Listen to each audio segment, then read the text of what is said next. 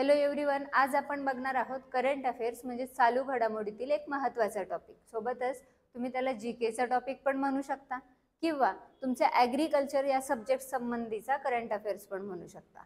Okay, आता टॉपिकचं नाव आहे स्वच्छ वनस्पती कार्यक्रम, म्हणजेच काय, क्लीन प्लांट प्रोग्राम. ओके, गव्हर्नमेंटने हा प्रोग्राम एक लॉन्च केलेला आहे ज्याचं नाव आहे क्लीन प्लांट प्रोग्राम. आपल्याला याबद्दल आजच्या सेशनमध्ये पूर्ण माहिती बघायची.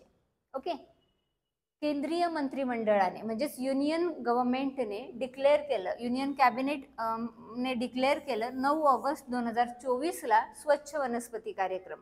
हा आपण काय करत आहोत, मंजूर करत आहोत. म्हणजे आजपासून आपण स्वच्छ वनस्पती कार्यक्रम मंजूर करणार आहोत.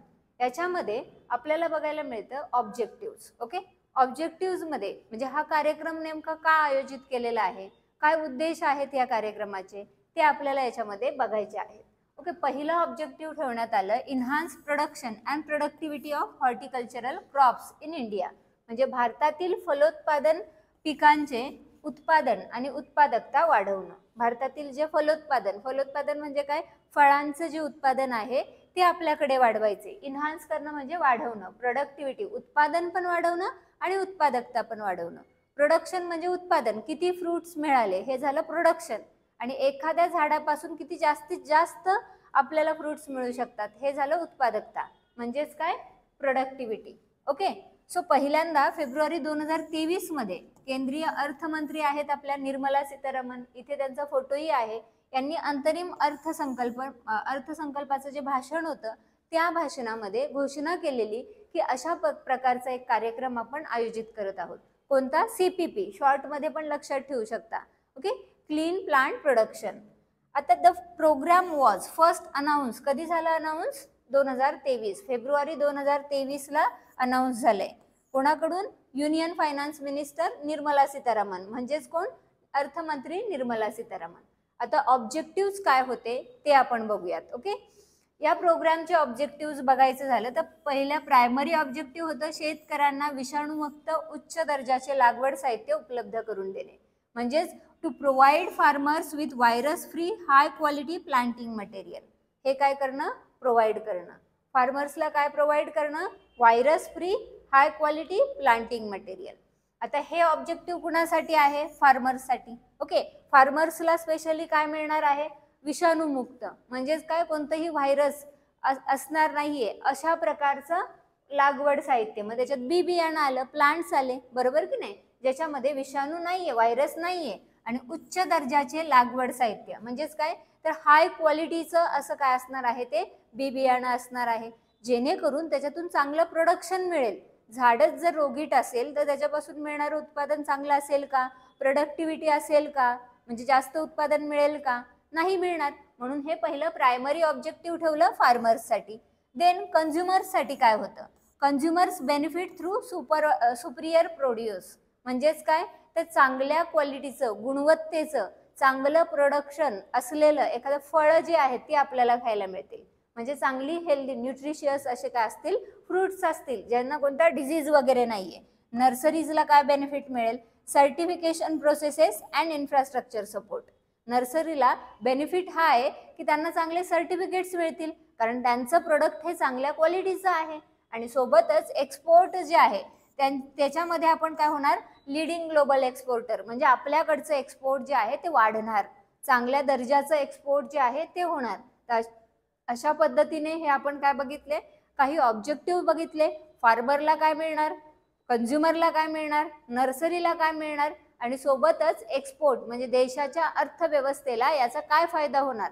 देशाच्या अर्थव्यवस्थेमध्ये एक्सपोर्ट वाढला याचा अर्थ देशाकडे काय होणार, उत्पन्न वाढणार, बरोबर की नाही, आपला GDP चांगला असणार, आणि सोबतच त्यातूनच फायदा काय होणार की गव्हर्नमेंट चांगल्या योजनांवर तो पैसा खर्च करू शकणार. ओके, सो आता इथे मंत्रालय बघा कोणतं आहे, ministry of agriculture and farmers welfare, म्हणजेच काय, कृषी मंत्रालय यांच्या मार्फत हा जो प्रोग्राम आहे तो काय केला जाणार आहे, इम्प्लिमेंट केला जाणार आहे. अशा पद्धतीने कोणती मिनिस्ट्री, मिनिस्ट्री ऑफ ॲग्रिकल्चर तरतूद काय केलेली आहे, नेमकं प्रोग्राम असणार काय आहे. ओके, 1765 कोटी रुपये, यातील अर्धा निधी जो आहे तो mission for integrated development of horticulture या निधीमधून मिळणार आहे. कोणता? इंटिग्रेटेड डेव्हलपमेंट ऑफ हॉर्टिकल्चर म्हणजे MIDH. हॉर्टिकल्चर म्हणजे फळांच्या उत्पादनासंबंधित जे काही डेव्हलपमेंट करायची असेल त्याच्यासाठी एक निधी तयार केलाय आणि हा जो निधी आहे याच्यातून हे 1765 कोटी रुपये मिळणार आहेत. ओके.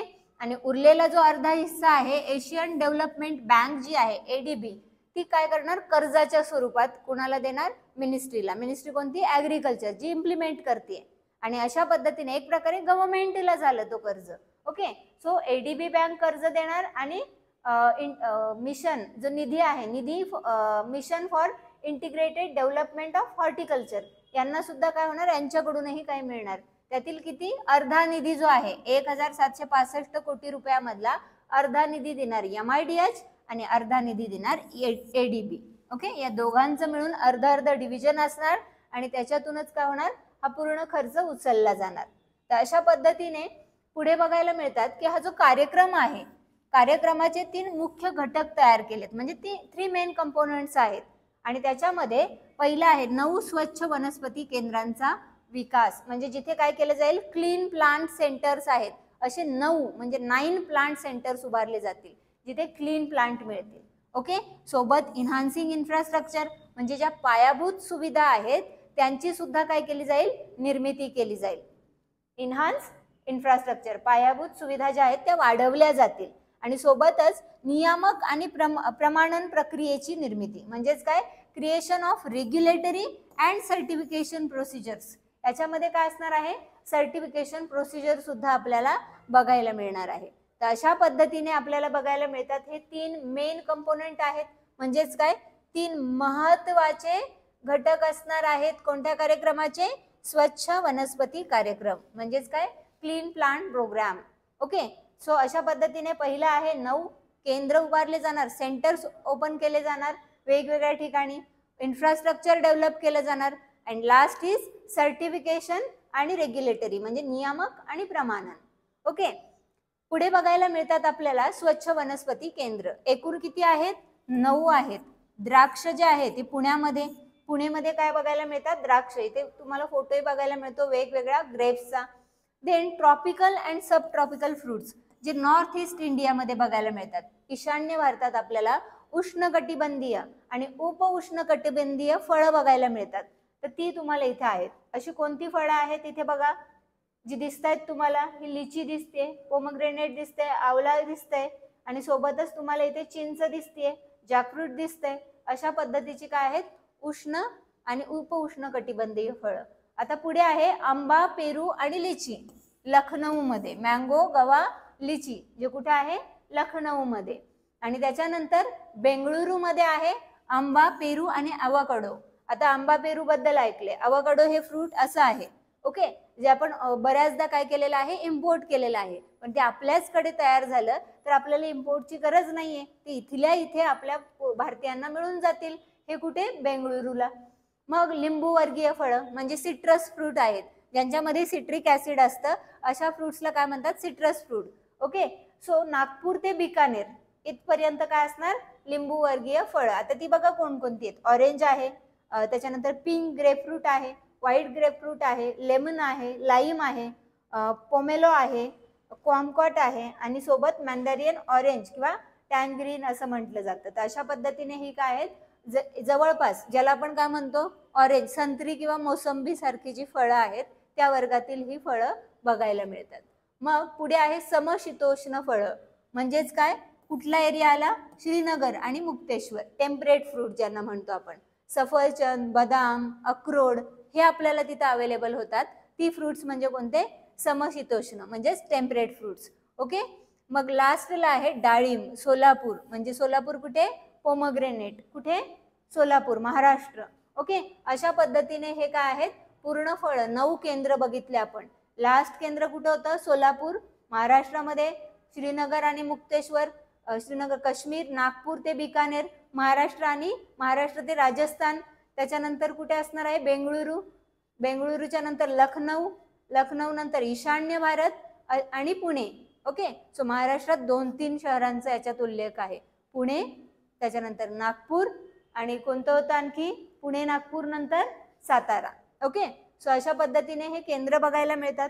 महत्वाचे 3 घटक बघितले आपण. प्रोव्हिजन काय आहे ती बघितली. संबंधित मंत्रालय ॲग्रिकल्चर मिनिस्ट्री आहे. कुणाकुणासाठी काय काय बेनिफिट आहे ते बघितले. ऑब्जेक्टिव्ह बघितलं आपण की क्लीन प्लांट असावं.